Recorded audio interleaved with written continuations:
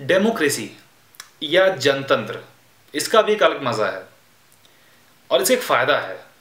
फ़ायदा ये कि ये देश में एंटरटेनमेंट या मनोरंजन बनाए रखता है, एक माहौल बना रहता है। और ठीक किसी फुटबॉल की लीग की तरह या क्रिकेट की लीग की तरह इसमें भी टीम्स हो गई हैं।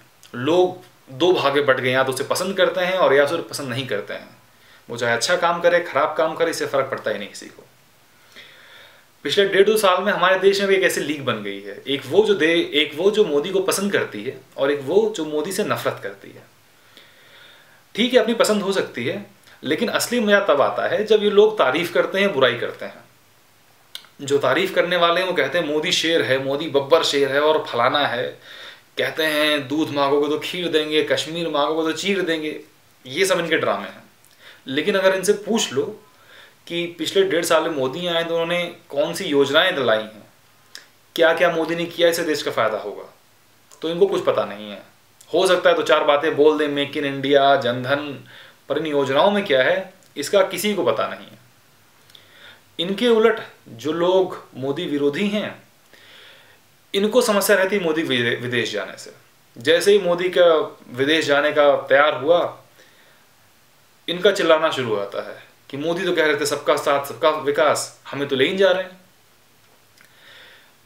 मोदी कहीं विदेश पहुंच के गलती से कैमरे में देख लें तो इनको समस्या, पहले तो कैमरे में देख रहे हैं, देश का नाम डुबा रहे हैं। इनके पास बेस्ट मुद्दे नहीं है विरोध करने के लिए।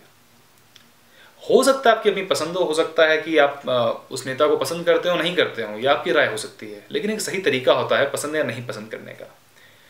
जो तरीका आज लोगों का है पसंद या नहीं पसंद करने का, इससे एक वोट बैंक बनता जा रहा है, एक नई तरह की पॉलिटिक्स जन्म ले रही है और इससे हमारे देश का घाटा है, एक बहुत बड़ा घाटा है। इनफैक्ट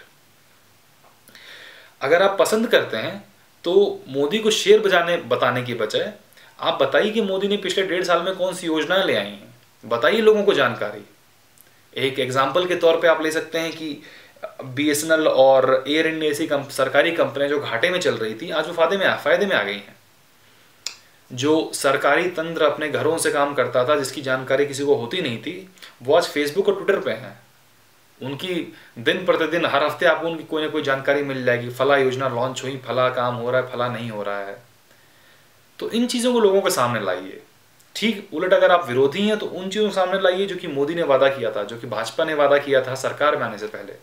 ये जो भी मोदी योजना लाए इसमें कमी क्या है, कमी माने कि सही कमी, ये जानबूझ के उसको उंगली डालने वाली कमी नहीं। खैर, एक एग्जाम्पल के तौर पे मोदी ने कहा था एक अपने इंटरव्यू में कि मैं या मेरी सरकार अगर आती है तो मैं उच्चतम न्यायालय या न्यायालय से अपील करूंगा कि जितने भी हमारे यहाँ पे मंत्री हैं, जिन पे दाग है, जिन पे क्राइम केसेस हैं, इनकी इन्वेस्टिगेशन जल्दी हो, इनकी सुनवाई जल्दी हो, ताकि हम संसद को क्रिमिनल मिनिस्टर फ्री या क्रिमिनल MP फ्री कर सके। ये काम कहाँ हो रहा है, इस पे क्या पहल की है मोदी जी ने या मोदी की सरकार ने? इन चीज़ों का ध्यान देना जरूरी, इन चीज़ों का विरोध करना जरूरी है। ये लोगों के सामने लाइए ताकि पहुंचे मोदी तक।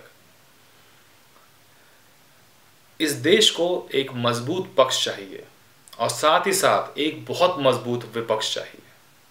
अगर आप पक्षधर हैं तो सही से पक्ष में रहिए, तरीके से पॉलिसीज, योजनाएं, इम्प्लीमेंटेशन, इनको लोगों के सामने लाइए। लोगों को जागरूक कीजिए कि फला सरकार ये अच्छा काम कर रही है, इस योजना का लाभ ऐसे हो सकता है, आप भी उठाइए। और अगर आप विरोध में हैं तो उन चीज़ों को सामने लाइए जिनके विरोध होने पे सरकार कुछ कर सके। अगर आप कहते हैं मोदी ने कैमरे में देख लिया तो मोदी कैमरे में देखना बंद कर देंगे, फायदा क्या हुआ? कोई फायदा नहीं हुआ इससे। आप कहते हैं मोदी शेर हैं तो मोदी शेर और बब्बर शेर होने में कोई फर्क नहीं पड़ता है। हमारे देश में शेरों की संख्या पूरी हो चुकी जितनी चाहिए थी। सेफ टाइगर मिशन बहुत सक्सेसफुल रहा है। खैर, अगर आप पक्ष में सही तरीके से काम कर सकते हैं तो पक्ष में रहिए, अगर आप सही तरीके से विपक्ष में काम कर सकते हैं तो विपक्ष में रहिए। और अगर ये दोनों ही नहीं कर सकते हैं तो देश भाई साहब पहले बहुत लुट चुका है। इसको बर्बाद करना बंद कीजिए, अपने काम पे ध्यान दीजिए, वो मेरे ख्याल से काफ़ी होगा। खैर, अंत में सिर्फ एक चीज़ कहूँगा, आओ झुककर करें सलाम जिनके हिस्से में ये मुकाम आता है। कितने खुश नसीब हैं वो लोग जिनका खून देश के काम आता है। तो खून वून तो मत दीजिएगा, आपके बस का नहीं है। आप थोड़ी बुद्धि लगा के अपना वोट दीजिए, अपना बुद्धि लगा के पक्ष और विपक्ष कीजिए। चलते हैं, फिर मिलेंगे। जय हिंद, जय भारत।